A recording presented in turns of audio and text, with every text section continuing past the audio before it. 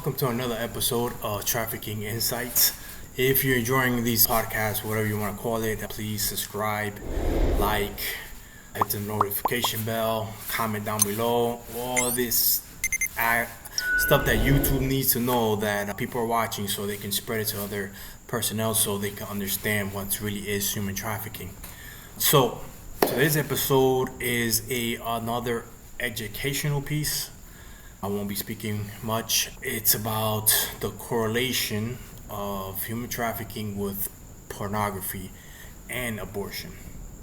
This is a topic that not a lot of people understand. It is not an industry that you may think. The suicide rates are very high. The murder rates are very high as well of actresses in pornography. This is just a brief educational piece. If you want to dive more into it, I suggest you go to my friend, my colleague, my number one supporter, spiritually and just all around great guy, former Green Beret, named Henry Hastings.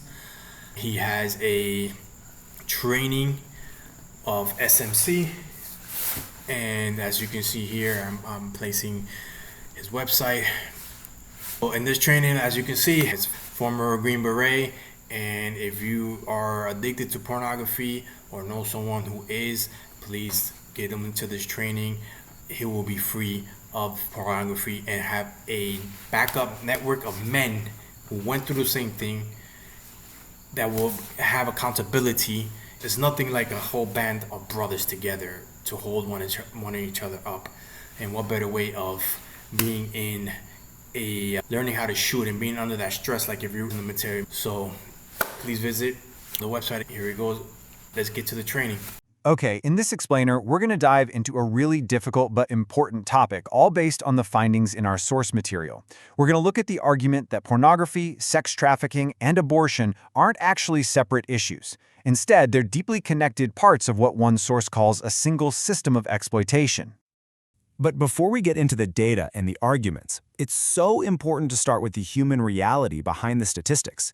This is a quote from a survivor named Kayla. And her story, which researchers in our source material say is tragically common, touches on every single element we're about to discuss. And this is why it's such a massive issue. $99 billion, that's the estimated annual revenue of the global sexual exploitation industry. That number covers both sex trafficking and pornography, and it really shows you the massive financial engine that our sources argue is driving all of this abuse. So that brings us back to this central idea, this really powerful metaphor of a seamless fabric. The whole point is that you can't just pull on one thread of this problem without feeling the tug on all the others. So let's follow that metaphor and take a closer look at the three main threads that the sources identify. All right, first up, thread 1. This is all about the engine that drives this entire industry, demand. And according to the source material, this demand is largely created, shaped, and fueled by pornography. This quote from the author, Victor Malaric, really nails the argument. The sources frame pornography not as some harmless entertainment, but as a kind of training ground. It normalizes the idea of buying sex, and it shapes what consumers want, desires that are then, acted out in the real world. So how does that happen? Well, the sources lay out this really interesting four-step psychological path that they argue can lead from just watching to actually participating. It reportedly starts with an addiction effect. Brain scans are cited that compare it to substance abuse. That then leads to an escalation, seeking out more intense stuff. Over time, that causes desensitization, and in the final step, it allegedly creates a desire to act out these fantasies in real life. But it's not just about creating a general demand. The sources claim pornography is actually an operational tool for traffickers. Survivors report it being used to train them, as a kind of menu for clients to point to what they want, and even as a way for traffickers to advertise their victims. The material also alleges that the porn industry itself is a major buyer for this trafficked content. Okay, so if that's the demand side of the equation, how is that demand actually met? Well, that brings us to our second thread, the grim reality of exploitation and the mechanics of human trafficking. This is where we hear from another survivor, Marlene Carson, who was trafficked when she was just 15. Her story really shines a light on the force, the fraud, and the coercion that defines this world. She talks about being tricked into what she thought was a fun trip, and then it just turned into a complete nightmare of threats and control. So, to be really clear about what we're talking about, what's the actual legal definition of sex trafficking in the US? Well, here it is. And the sources are quick to highlight that the term commercial sex act can legally include the production of pornography, which, right from the start, legally connects these two industries. And this next point is, well, it's just heartbreaking. The source material repeatedly hammers home this critical and deeply disturbing fact: the victims are so young.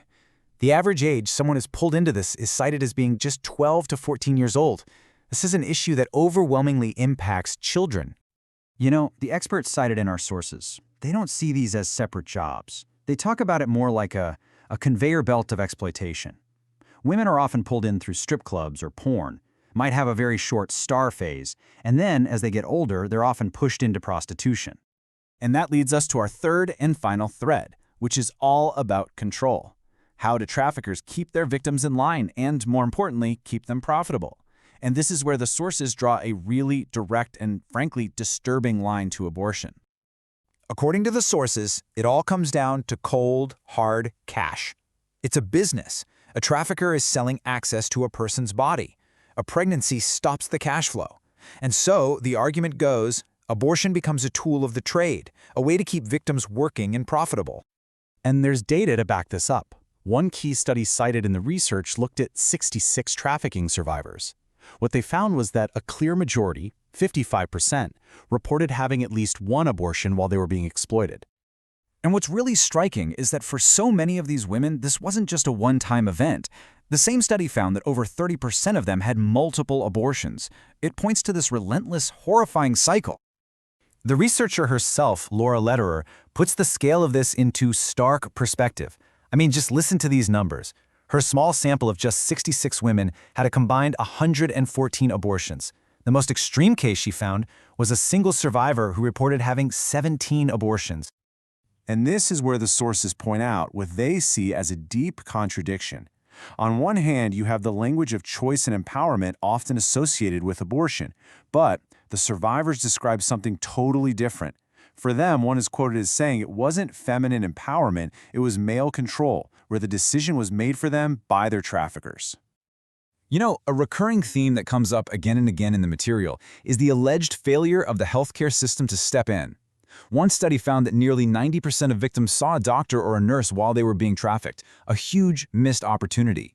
Yet multiple sources allege that clinics often failed to ask about coercion, and in some documented cases were even complicit in covering up the abuse. Okay, so we've looked at these three threads: demand, exploitation, and control. Now let's step back and see how they're all woven together into that seamless fabric that our sources describe. And what you get is this self-reinforcing cycle at the very heart of the argument. Pornography creates the demand, trafficking supplies the people to meet that demand, and then forced abortion is allegedly used as a business tool to keep the whole machine running. There's this quote from a retired FBI agent that just perfectly captures this idea that we shouldn't create these false distinctions. He says, just because there's a camera in the room doesn't mean it's not prostitution. Pornography is essentially a crime scene surveillance tape. And so we'll leave you with the very question that the source material asks us to consider. It really gets to the core of the whole thing.